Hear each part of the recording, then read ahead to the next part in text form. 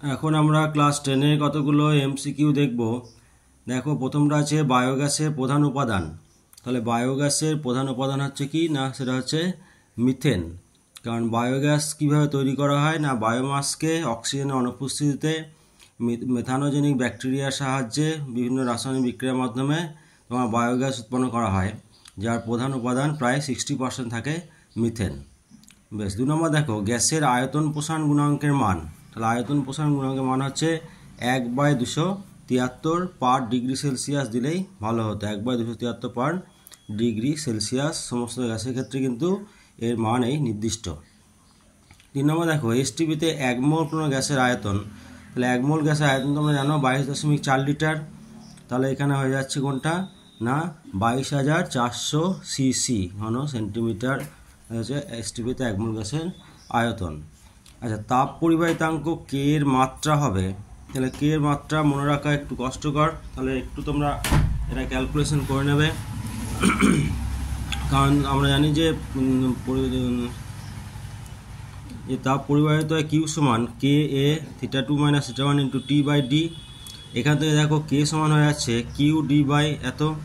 আচ্ছা, কিউ হচ্ছে তার মানে কি তাপ শক্তি, তার মাত্রা কি শক্তির মাত্রা mL² T-2। ডি হচ্ছে দূরত্ব বা বেধ, তাহলে মাত্রা হচ্ছে এল। এ ক্ষেত্রফল, মাত্রা হচ্ছে স্কোয়ার। এটা উষ্ণতা, তাহলে থিটা, আর এটা টাইম টি। তাহলে এগুলো সিম্পলিফাই করো, তাহলে হয়ে যাচ্ছে mL T-3 θ-1। তাহলে এখানে কোন নম্বরটা হলো, এটা হলো সি নম্বরটা, mL T-3 এটা θ-1। আচ্ছা, স্নেলের সূত্রটি প্রযোজ্য নয়। কখন প্রযোজ্য নয়? যখন লম্ব আপতনের ক্ষেত্রে, তার মানে I সমান 0 ডিগ্রি। বেশ, পরেরটা দেখো, দীর্ঘ দৃষ্টি ত্রুটিযুক্ত চোখের জন্য যে ধরনের পাওয়ারযুক্ত চশমা ব্যবহার করতে হয় সেটা হচ্ছে প্লাস পাওয়ার। দীর্ঘ দৃষ্টি ত্রুটি কি না, দূরের জিনিস স্পষ্ট দেখতে পায় কিন্তু কাছের জিনিস দেখতে অসুবিধা হয়, সেক্ষেত্রে তার মানে একটু বড় করে দেখতে হবে, তার মানে উত্তল লেন্স ব্যবহার করতে হবে, পাওয়ার হচ্ছে প্লাস। তারপর দেখো, 1 ওহমের 3টি রোধকে সমান্তরাল সমবায়ে যুক্ত করলে তুল্য রোধের মান হবে। তাহলে সমান্তরাল সমবায়ে যুক্ত করলে তুল্য রোধের মান হবে কত, 1/3। তাহলে এটা একটু দেখে নেওয়া যাক, যে আমরা জানি যে সমান্তরাল সমবায়ে তুল্য রোধের মান, তুল্য রোধ আর হলে 1/r সমান কী হয়, 1/r1 + 1/r2 + 1/r3। তাহলে সবগুলো মান 1/1 এত, তাহলে এটা হচ্ছে 3, তার মানে আর হয়ে যাচ্ছে কত না 1/3। তার মানে সমান্তরাল সমবায়ে যুক্ত করলে তুল্য রোধের মান হয়ে যাচ্ছে তোমার 1/3। বেশ, 100 ওয়াটের বাতি প্রতি মিনিটে কত শক্তি খরচ করবে। তার মানে 100 ওয়াট মানে কি, ওয়াট মানে জুল পার সেকেন্ড। আচ্ছা, এবার প্রতি মিনিটে মানে 60 মিনিটে কত। তাহলে দেখো যে 100 ওয়াট সমান আমরা লিখতে পারি 100 কি জুল পার সেকেন্ড, ওয়াট মানে জুল পার সেকেন্ড। তাহলে 1 মিনিট 60 সেকেন্ড, তাহলে প্রতি সেকেন্ডে এটা 100 জুল শক্তি ব্যয় করছে।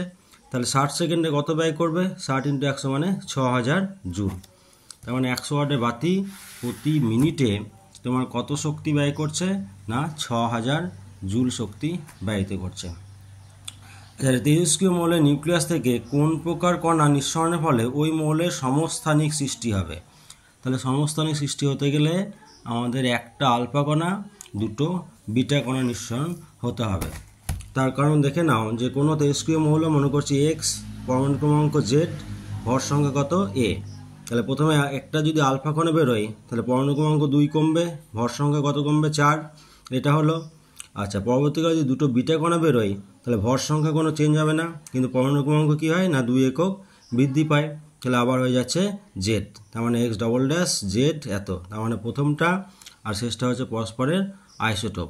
তার মানে কোনো তেজস্ক্রিয় মৌল থেকে যদি একটা আলফা কণা এবং দুটো বিটা কণা নির্গত হয়, তাহলে সেটা তার প্রথম মৌলের সমস্থানিকে পরিণত হবে। 10টা দেখো, পর্যায় সারণীর দ্বিতীয় পর্যায়ের ক্ষেত্রে পারমাণবিক ব্যাসার্ধের সঠিক ক্রম হলো। আচ্ছা, এখানে তাহলে কোনো পর্যায়ের কথা বলা হয়েছে। তোমরা জানো যে পর্যায় সারণী যে কোনো পর্যায় বরাবর যত আমরা বাম দিক থেকে ডান দিকে যাব, পারমাণবিক ব্যাসার্ধ কী হবে, তত বাড়তে থাকবে।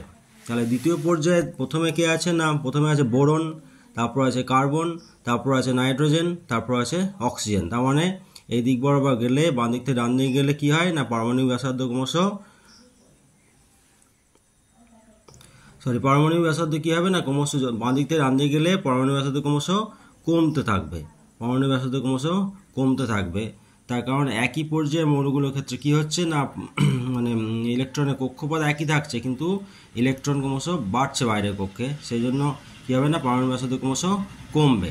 তার মানে কোনটা হবে না, সবচেয়ে বেশি হচ্ছে কি না বোরন, তারপরে গ্রেটার কার্বন, তারপরে নাইট্রোজেন, তারপরে অক্সিজেন। তার মানে এটা উত্তর হয়ে যাচ্ছে এ নাম্বারটা, boron, greater carbon, greater nitrogen, greater oxygen. তার মানে একই পর্যায়ে বাঁ দিক থেকে ডান দিকে গেলে পারমাণবিক ব্যাসার্ধ ক্রমশ কী হচ্ছে না, কমতে থাকছে। আচ্ছা 11টা দেখো, নিচের কোন যৌগটি গঠনের ক্ষেত্রে অষ্টক নীতি মান্য হয় না? তাহলে অষ্টক নীতি মান্য হয় না, এখানে উত্তর হয়ে আছে লিথিয়াম হাইড্রাইড, LiH। কারণ তোমরা জানো যে যখন LiH গঠনটা দেখো, লিথিয়ামের বাইরের কক্ষে আছে ইলেকট্রন কটা, 3টে, 2 1, হাইড্রোজেন তো একটা ইলেকট্রন, তাহলে কি হচ্ছে না, এটা একটা ইলেকট্রন বর্জন করে লিথিয়াম প্লাস আয়ন, এটা গ্রহণ করে হাইড্রোজেন মাইনাস আয়ন। তার মানে বাইরের কক্ষে কী হলো না, দুটো করে ইলেকট্রন হলো, কার কাঠামো লাভ করলো না, যে হিলিয়ামের কাঠামো লাভ করলো, দিয়ে হিলিয়াম হাইড্রাইড গঠিত হলো। তারপরে এখানে অষ্টক নীতিটা প্রযোজ্য হলো না। বেশ 12টা দেখো, নিচে কোনটি তড়িৎ বিশ্লেষ্য নয়? তাহলে এখানকার মধ্যে তড়িৎ বিশ্লেষ্য নয় হচ্ছে পারদ। বেশ আর 2-1 আছে। 13 নম্বর দেখো, কালাজ্বরের ওষুধ হলো কি না, কালাজ্বরের ওষুধ হচ্ছে ইউরিয়া স্টিবামাইন। 14 নম্বর, ম্যালাকাইট কোন ধাতুর আকরিক? তাহলে ম্যালাকাইট হচ্ছে কপারের আকরিক, ম্যালাকাইট। আচ্ছা ইথিলিন HCH ডবল বন্ধন কোণের মান হচ্ছে কত এখানে না, 120 ডিগ্রি। ঠিক আছে, তাহলে এখানে কতগুলো আমরা MCQ দেখলাম।